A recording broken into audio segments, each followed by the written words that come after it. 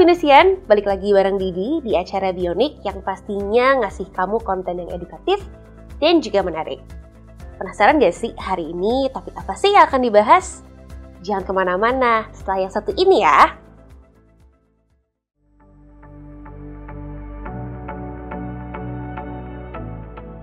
Halo, perkenalkan saya Afifah Widodo Putri, saya dari mahasiswa Binus Online Sistem Informasi dan saat ini saya bekerja sebagai salah satu ASN di instansi pemerintahan. Kebetulan saya baru banget join di Binus Online, baru sekitar sebulanan. Belum ada begitu peningkatan signifikan, tapi saya udah belajar banyak. Contohnya salah satunya adalah manajemen waktu yang dimana itu terpakai juga di dunia kerja. Salah satu struggle-nya itu dia tadi, manajemen waktu, pembagian waktu karena dibarengi dengan kerjaan, dibarengi juga dengan tugas-tugas kuliah. Mungkin struggle-nya adalah saya harus lebih bisa menempatkan jadwal-jadwal agar semuanya terkerjakan dengan baik dan selesai gitu. Harapannya semoga aku tetap konsisten belajar di Binus Online karena ini butuh konsistensi yang sangat luar biasa, dan aku berharap semoga aku dapat memberikan kontribusi sedikit banyaknya kepada kampus. Dan juga semoga Binus Online semakin banyak peminatnya karena selain belajarnya fleksibel di mana aja, waktunya juga fleksibel. Saat bekerja tentunya kita ingin lingkungan yang nyaman, supaya kita terhindar dari banyak resiko, terutama resiko kesehatan. Setuju nggak Binusian? Nah, cocok banget nih karena di episode kali ini kita akan berbicara tentang ergonomic and work system design. Khususnya tentang bahaya dan resiko ergonomics dan juga ergonomics and design lingkungan rumah. Yuk kita simak!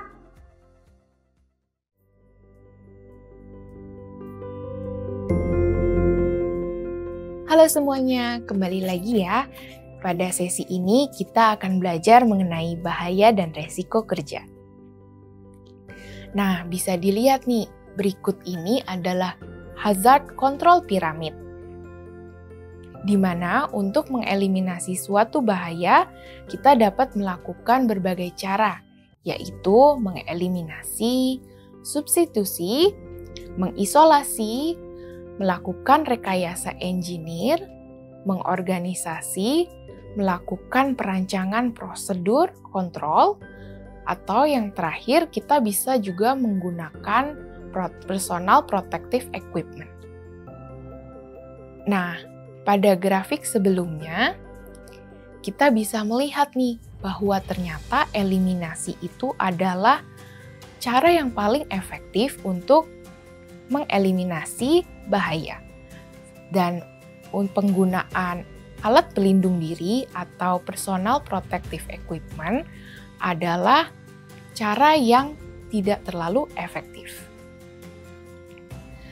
Ketika kita bekerja, untuk menjamin keselamatan dan kesehatan pekerja, umumnya diatur oleh Peraturan Menteri Tenaga Kerja, atau biasanya organisasi standar internasional, seperti ISO dan OSHA. Ada batasan waktu yang diizinkan ketika kita mendengar satuan suara tertentu. Seperti pada gambar berikut ini nih. Ternyata ada beberapa durasi yang diizinkan untuk desibel suara tertentu. Sebagai contoh, manusia hanya bisa mendengarkan 91 desibel hanya dengan jangka waktu 2 jam saja. Jika lebih dari itu, maka akan ada potensi bahaya kehilangan pendengaran. Berikutnya, ada juga rekomendasi penerangan ruangan. Nah, gambar ini adalah rekomendasi jumlah lux yang harus dimiliki oleh pengguna agar penerangan ruangan itu cukup untuk keamanan dan kenyamanan dalam bekerja. Berikut ini adalah contoh beberapa alat pelindung diri yang dapat kita gunakan untuk melindungi diri dari bahaya biologi, bahaya kimia, atau bahaya fisika. Atau sering juga disebut bahaya fisik. Nah, ini ada beberapa bahaya yang sering terjadi di pekerjaan, yaitu biasanya hazardous chemical atau bahaya bahan kimia. Yang kedua, kemungkinan bahaya ketika kita menaiki sebuah tangga. Yang kemudian berikutnya, bahaya ketika kita menaiki scaffolding. Lalu ada juga kecelakaan dalam berkendara. Kemudian ada juga bahaya biologi atau yang sering disebut sebagai respiratory hazard. Kemudian dalam pekerjaan manufaktur tentu juga ada bahaya electrical wiring. Artinya setiap kabel harus dirapikan. Kemudian ada juga machinery malfunction. Artinya ada kegagalan beberapa mesin manufaktur. Kemudian tidak lupa juga ada bahaya falling objects. Artinya kemungkinan tertimpa suatu benda. Lalu ada juga bahaya slippery, artinya kita ada potensi terpeleset atau tergelincir. Nah, yang sering terjadi di rumah tangga kita sehari-hari nih adalah poor housekeeping. Nah, berikut ini adalah workplace hazard yang sering kita temukan baik di perusahaan manufaktur, kantor, sekolah, atau bahkan di rumah kita sehari-hari. Workplace hazards terbagi menjadi 4, yaitu ada safety hazard, artinya bahaya keselamatan pekerja. Kemudian yang kedua ada biological hazard, yang ketiga ada physical hazard, dan yang keempat adalah chemical hazard. Nah, berikut ini adalah beberapa cara yang dapat kita lakukan untuk mengidentifikasi bahaya. Selain itu, kita juga bisa melakukan assessment hazard, atau sering juga disebut sebagai assessment hazard atau resiko bahaya. Yang pertama, kita harus mengidentifikasi jenis bahayanya. Setelah itu, ketika kita sudah mengetahui jenis sumber bahaya tersebut, kita harus melakukan aset yang akan terdampak atau resiko dari bahaya tersebut.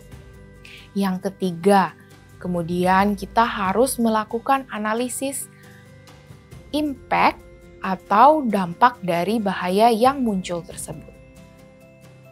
Berikut ini adalah contoh template atau Excel yang sering digunakan untuk mengidentifikasi resiko bahaya yang sering disebut sebagai hazard identification, risk assessment, determining control, atau yang sering juga disebut sebagai HIRA-DC. Cara pengisiannya seperti ini nih.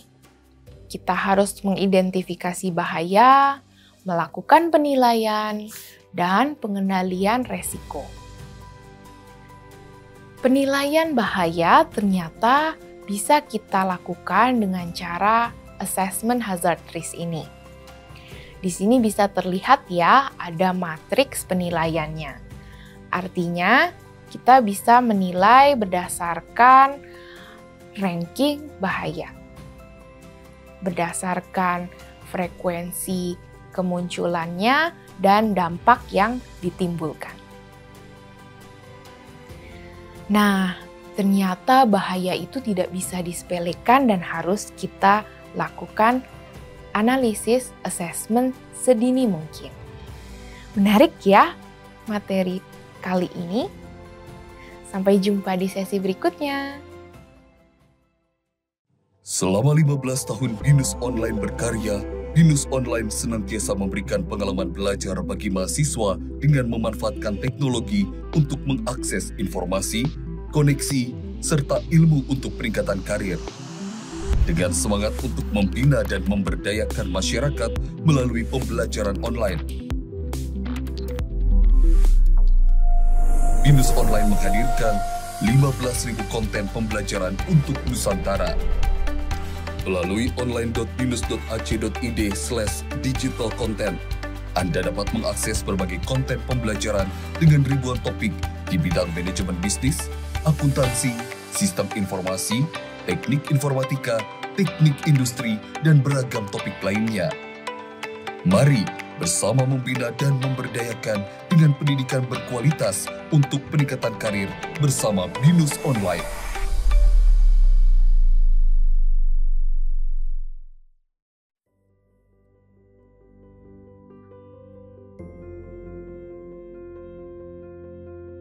Halo semuanya, kembali lagi ya bersama saya Laura. Nah, kita sudah banyak membahas mengenai ergonomi dan bahaya. Tapi sebenarnya penerapan di lingkungan rumah seperti apa sih?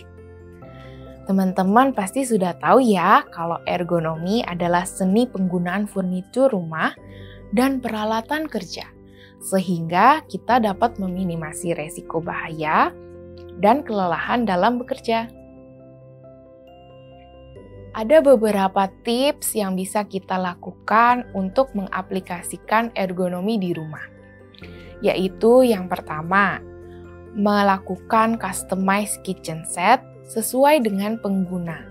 Artinya kita bisa mengcustom ukuran atau dimensi kitchen set, seperti contohnya tinggi meja dapur harus sesuai dengan tinggi siku pengguna.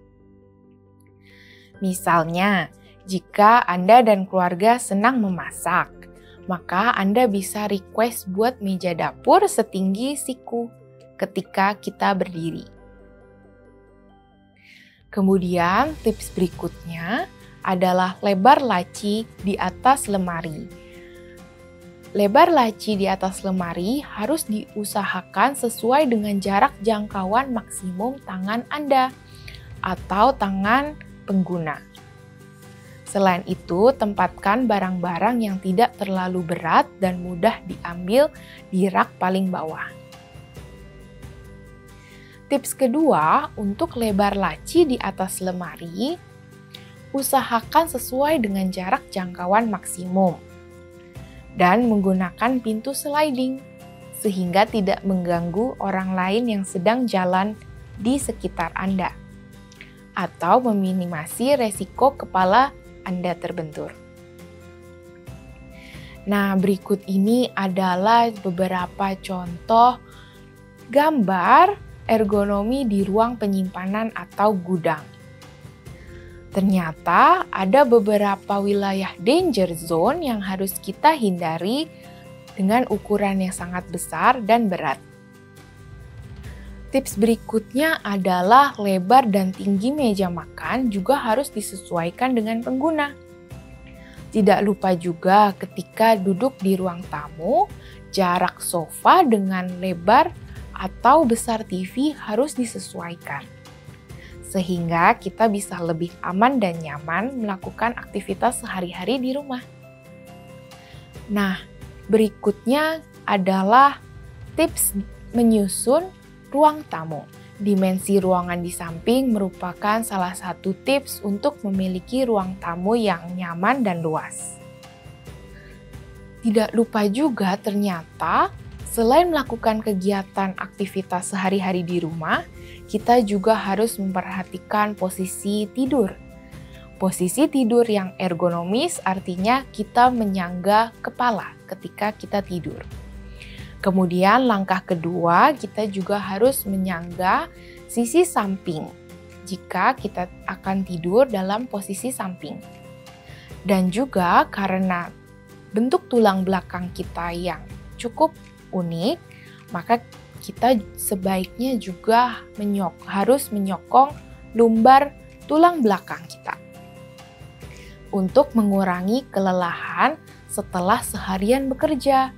kita juga bisa melakukan beberapa tips postur tubuh saat beristirahat atau tidur seperti gambar berikut ini. Nah, berikut adalah dimensi ergonomi tata ruang ketika kita melakukan pekerjaan seperti membersihkan tubuh kita sendiri di kamar mandi. Gambar berikut ini adalah beberapa rekomendasi ukuran untuk kamar mandi. Namun jangan lupa ya, kita selalu bisa menyesuaikan dimensi ini sesuai dengan penggunanya. Berikut adalah safety tips yang dapat kita lakukan di rumah. Berikut ini adalah 7 potensi bahaya dalam pekerjaan rumah sehari-hari. Nah, bagaimana? Ternyata ergonomi juga bisa diterapkan di rumah ya. Sangat menarik bukan? Sampai jumpa di sesi berikutnya.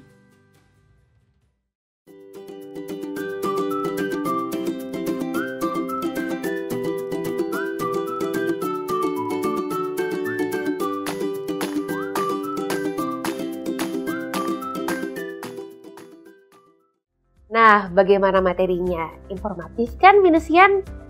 Ingat ya, jangan sampai satu, salah posisi, dan kedua, mengulang posisi tersebut selama berulang-ulang. Nanti jadinya kurang baik ya untuk kenyamanan bekerja, dan kinerjanya juga tidak akan bagus ya kalau kita seperti itu. Bionic juga kurang lengkap ya kalau nggak ada update-update seputar Binus Online. Kira-kira ada update apa aja ya?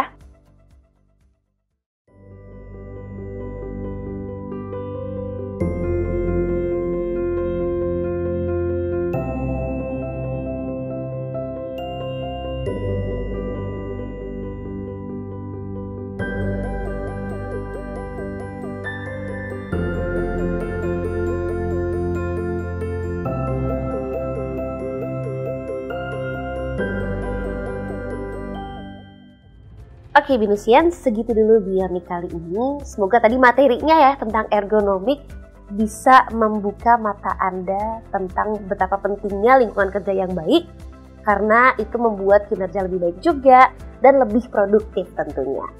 Jangan lupa juga untuk saksikan Bionic setiap jam 1 di hari Selasa, tentunya di channel YouTube-nya Binus TV Channel. Like terus subscribe juga ya, jangan lupa komen-komen juga supaya rame kontennya.